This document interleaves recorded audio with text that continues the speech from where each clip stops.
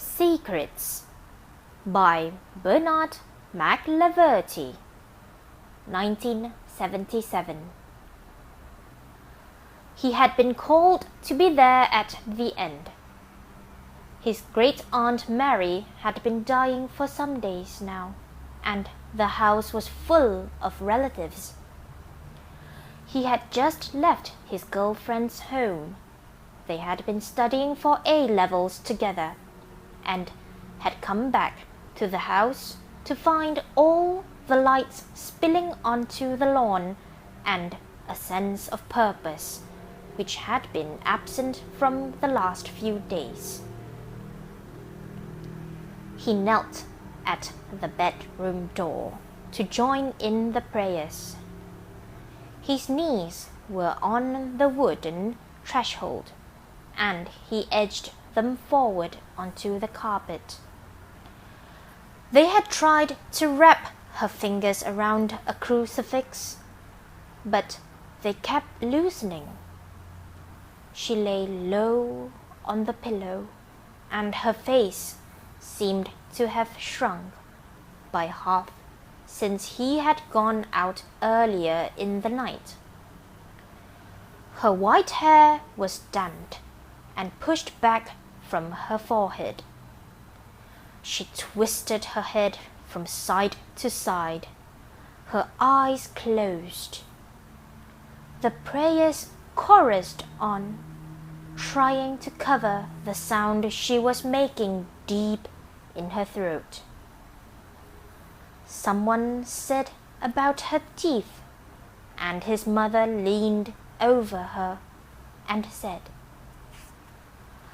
"That's the pet," and took her dentures from her mouth. The lower half of her face seemed to collapse.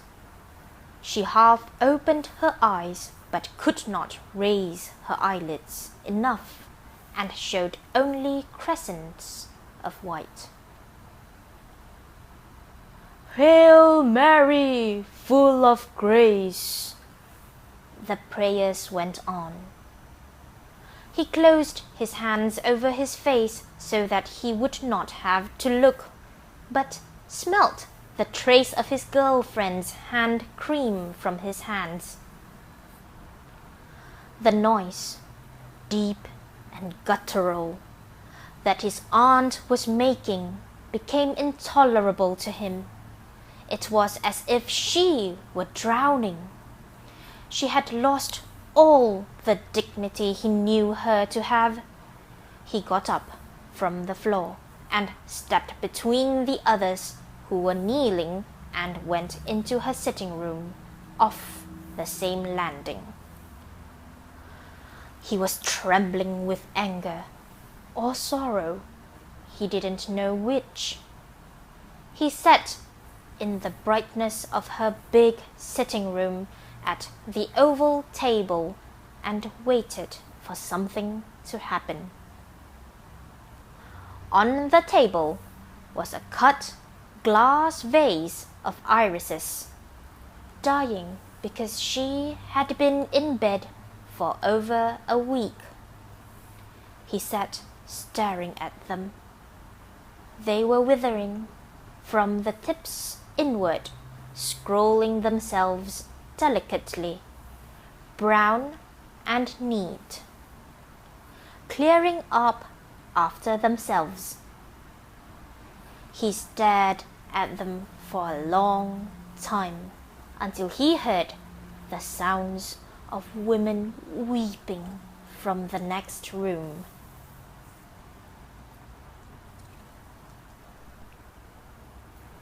His aunt had been small, her head on a level with his when she sat at her table, and she seemed to get smaller each year. Her skin fresh, her hair white and waved and always well washed. She wore no jewelry except a cameo ring on the third finger of her right hand, and around her neck a gold locket on a chain.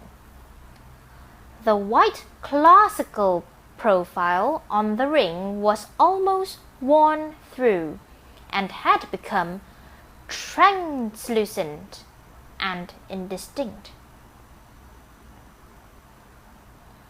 The boy had noticed the ring when she had read to him as a child. In the beginning, fairy tales, then, as he got older, extracts from famous novels, Lorna Doone, Persuasion, Wuthering Heights, and her favorite extract, because she read it so often, Pip's meeting with Miss Havisham from Great Expectations. She would sit with him on her knee, her arms around him and holding the page flat with her hand. When he was bored, he would interrupt her and ask about the ring. He loved hearing her tell of how her grandmother had given it to her as a brooch, and she had had a ring made from it. He would try to count back to see how old it was. Had her grandmother got it from her grandmother? And if so, what had she turned it into? She would nod her head from side to side and say, "How would I know a thing like that?" keeping her place in the closed book with her finger. "Don't be so inquisitive," she'd say. "Let's see what happens next in the story." One day, she was sitting copying figures into a long, narrow book with a dip pen when he came into her room. She didn't look up, but when he asked her a question, she just said, and went on writing. The vase of irises on the oval table vibrated slightly as she wrote. "What is it?" She wiped the nib on blotting paper and looked up at him over her reading glasses. "I've started collecting stamps, and Mamma says you might have some." "Does she now?" She got up from the table and went to the tall walnut bureau bookcase standing in the alcove. From a shelf of the bookcase, she took a small wallet of keys and selected one for the lock. There was a harsh metal shearing sound as she pulled the desk flap down. The writing area was covered with green leather, which had dog-eared at the corners. The inner part was divided into pigeonholes, all bulging with papers. Some of them, envelopes, were gathered in batches, nipped at the waist with elastic bands. There were postcards and bills and cash books. She pointed to the postcards. "You may have the stamps on those," she said. "But don't tear them. Steam them off." She went back to the oval table and continued writing. He sat on the arm of the chair, looking through the picture postcards. Torchlight processions at Lourdes. Brown photographs of town centres. Dull black and whites of beaches backed by faded hotels. Then he turned them over and began to sort the stamps. Spanish with a bald man, French with a rooster, German with funny, jerky print, some Italian with what looked like a chimney sweep's bundle, and a hatchet. "These are great," he said. "I haven't got any of them." "Just be careful how you take them off." "Can I take them downstairs?" "Yes." "Then perhaps it's best if you bring the kettle up here." He went down to the kitchen. His mother was in the morning room polishing silver. He took the kettle and the flax upstairs. Except for the dipping and scratching of his aunt's pen, the room was silent. It was at the back of the house, overlooking the orchard, and the sound of traffic from the main road was distant and muted. The tiny rattle began as the kettle warmed up. Then it bubbled and steam gushed quietly from its spout. The cards began to curl slightly in the jet of steam, but she didn't seem to be watching. The stamps peeled moistly off, and he put them in a saucer of water to flatten them.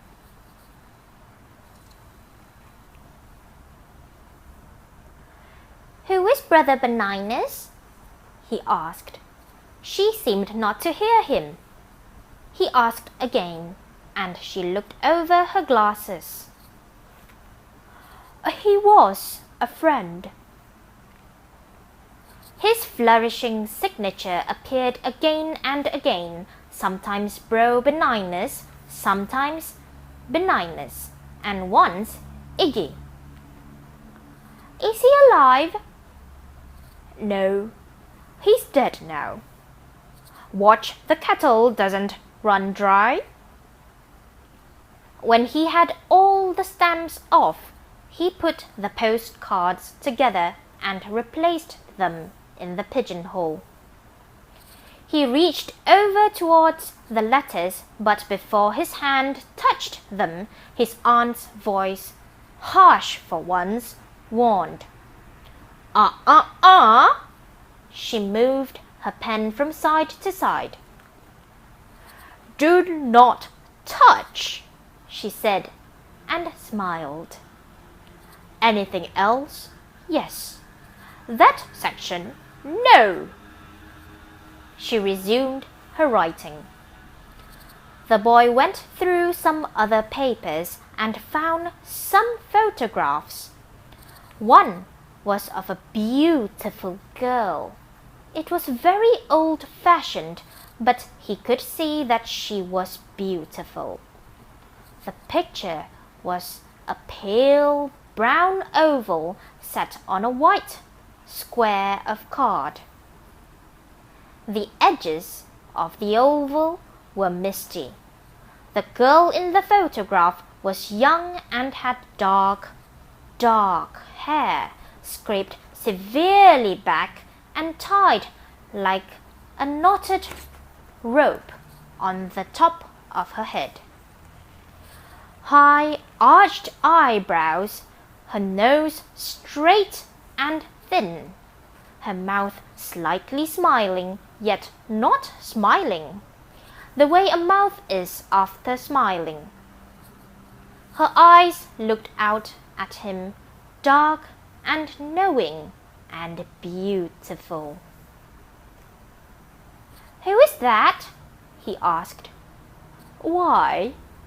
What do you think of her?" "She's all right." "Do you think she is beautiful?" The boy nodded. "That's me," she said. The boy was glad he had pleased her in return for the stamps. Other photographs were there, not posed ones like Aunt Mary's, but brownie snaps of laughing groups of girls in bucket hats like German helmets and coats to their ankles. They seemed tiny faces covered in clothes. There was a photograph of a young man smoking a cigarette, his hair combed one way by the wind against a background of sea. "Who is that in the uniform?" the boy asked. "He's a soldier," she answered without looking up. "Oh," said the boy. "But who is he?" "He was a friend of mine before you were born," she said, then added, "Do I smell something cooking? Take your stamps and off you go. That's the boy." The boy looked at the back of the picture of the man and saw in black spidery ink, "John, August 15, Ballantoye." "I thought maybe it was Brother Benignus," he said. She looked at him, not answering. "Was your friend killed in the war?" At first she said no, but then she changed her mind. "Perhaps he was," she said, then smiled. "You are far too inquisitive. Put it to use and go and see what is for tea. Your mother will need the kettle." She came over to the bureau and helped tidy the photographs away. Then she locked it and put the keys on the shelf. "Will you bring up my tray?" The boy nodded and left.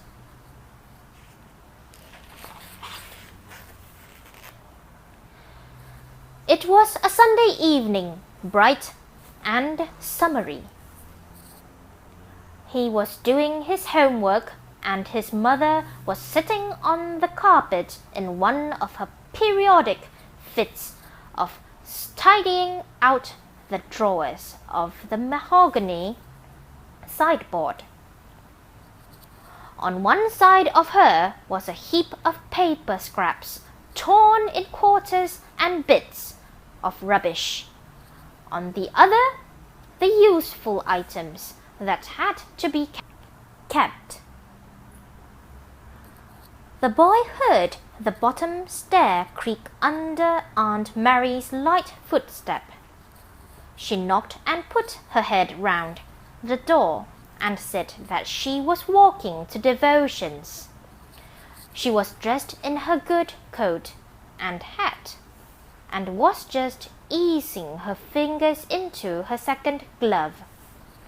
The boy saw her stop and pat her hair into place before the mirror in the hallway. His mother stretched over and slammed the door shut. It vibrated. Then he heard the deeper sound of the outside door closing and her first few steps on the gravelled driveway. He sat for a long time, wondering if he would have time or not.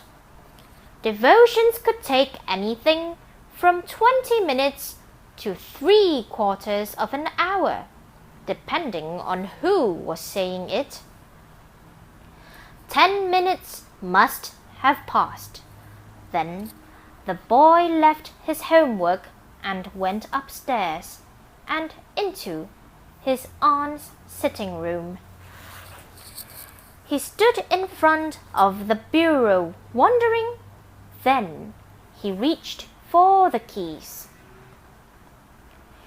He tried several before he got the right one. The desk flap screeched as he pulled it down. He pretended to look at the postcards again in case there were any stamps he had missed. Then he put them away and reached for the bundle of letters. The elastic band was thick and old, brittle almost, and when he took it off, its track remained on the wad of letters. He carefully opened one and took out the letter and unfolded it, frail, khaki-colored. "My dearest Mary," it began, "I am so tired I can hardly write to you. I have spent what seems like all day censoring letters. There is a howitzer about 100 yards away, firing every 2 minutes. The letters are heart-rending in their attempts to express what they cannot. Some of the men are illiterate, others almost so. I note that they feel as much as we do, yet they do not have the words to express it. That is your job in the schoolroom, to give us generations who can read and write well. They have." The boy's eyes skipped down the page and over the next. He read the last paragraph. "Mary, I love you as much as ever. More so that we cannot be together. I do not know which is worse, the hurt of this war or being separated from you. Give all my love to Brendan and all at home." It was signed Scribbles with what he took to be John. He folded the paper carefully into its original creases and put it in the envelope. He opened another. "My love, it is thinking of you that keeps me sane. When I get a moment, I open my memories of you, as if I were reading. Your long, dark hair. I always imagine you wearing the blouse with the tiny roses, the white one that opened down the back. Your eyes that said so much without words, the way you lowered your head when I said anything that embarrassed you, and the clean nape of your neck. The day I think about most was the day we climbed the head at Ballycastle. In a hollow out of the wind, the air full of pollen and the sound of insects, the grass warm and dry, and you lying beside me, your hair undone, between me and the sun. You remember that was where I first kissed you, and the look of disbelief in your eyes that made me laugh afterwards. It makes me laugh now to see myself savoring these memories, standing alone up to my thighs in muck. It is everywhere, 2, 3 feet deep. To walk 10 yards leaves you quite breathless. I haven't time to write more today, So I leave you with my feet in the clay and my head in the clouds. I love you, John. He did not bother to put the letter back into the envelope, but opened another. My dearest, I am so cold that I find it difficult to keep my hand steady enough to write. You remember when we swam the last 2 fingers of your hand went the color and texture of candles with the cold? Well, that is how I am all over. It is almost 4 days since I had any real sensation in my feet or legs. Everything is frozen. The ground is like steel. Forgive me telling you this, but I feel I have to say it to someone. The worst thing is the dead. They sit or lie frozen in the position they die. You can distinguish them from the living because their faces are the color of slate. God help us when the thaw comes. This war is beginning to have an effect on me. I have lost all sense of feeling. The only emotion I have experienced lately is one of anger. Sheer, white, trembling anger. I have no pity or sorrow for the dead and injured. I thank God it is not me, but I am enraged that it had to be them. If I live through this experience, I will be a different person. The only thing that remains constant is my love for you. Today, a man died beside me. A piece of shrapnel had pierced his neck as we were moving under fire. I pulled him into a crater and stayed with him until he died. I watched him choke and then drown in his blood. I am full of anger which has no direction. He sorted through the pile and read half of some, all of others. The sun had fallen low in the sky and shone directly into the room, onto the pages he was reading, making the paper glare. He selected a letter from the back of the pile and shaded it with his hand as he read. Dearest Mary, I am writing this to you from my hospital bed. I hope that you were not too worried about not hearing from me.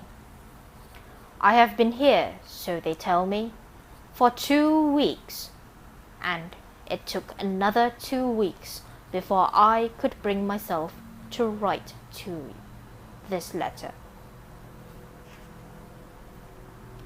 I have been thinking a lot as I lie here about the war and about myself and about you. I do not know how to say this, but I feel deeply that I must do something, must sacrifice something to make up for the horror of the past year.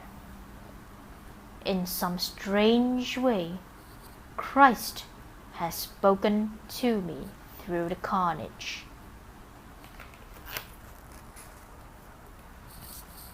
Suddenly, the boy heard the creak of the stair, and he frantically tried to slip the letter back into its envelope, but it crumpled and would not fit.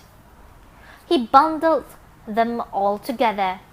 He could hear his aunt familiar puffing on the short stairs to her room. He spread the elastic band wide with his fingers. It snapped, and the letters scattered. He pushed them into their pigeonhole and quickly closed the desk flap. The brass screeched loudly and clicked shut. At that moment, his aunt came into the room. "What are you doing, boy?" she snapped. "Nothing." He stood with the keys in his hand. She walked to the bureau and opened it. The letters sprung out in an untidy heap. "You have been reading my letters," she said quietly.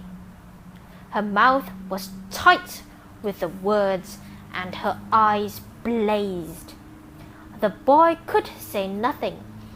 She struck him across the side of the face. "Get out," she said. "Get out of my room." The boy, the side of his face stinging and red, put the keys on the table on his way out.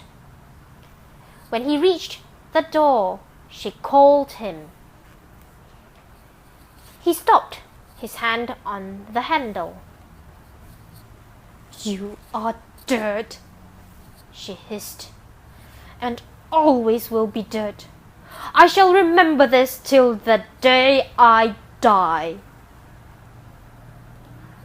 Even though it was a warm evening, there was a fire in the large fireplace.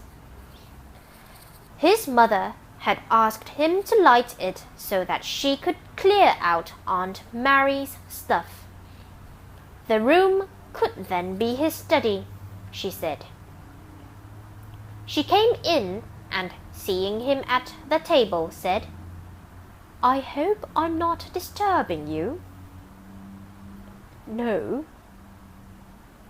She took the keys from her pocket, opened the bureau, and began burning papers and cards. She glanced quickly at each one before she flicked it onto the fire. "Who was Brother Benignus?" he asked. His mother stopped sorting and said, "I don't know. Your aunt kept herself very much to herself. She got books from him through the post occasionally. That much I do know." She went on burning the cards. They built into a strata, glowing red and black. Now and again she broke up the pile with the poker, sending showers of sparks up the chimney. He saw her come to the letters. She took off the elastic band and put it to one side with the useful things, and began dealing the envelopes into the fire. She opened one and read quickly through it, then threw it on top of the burning pile. "Mamma," he said. "Yes." "Did Aunt Mary say anything about me?" "What do you mean?" "Before she died. Did she say anything?" "Not that I know of. The poor thing was too far gone to speak. God rest her." She went on burning, lifting the corners of the letters with the poker to let the flames underneath them. When he felt a hardness in his throat, he put his head down on his books. Tears came into his eyes for the first time since she had died, and he cried silently into the crook of his arm for the woman who had been his maiden aunt, his teller of tales, that she might forgive him.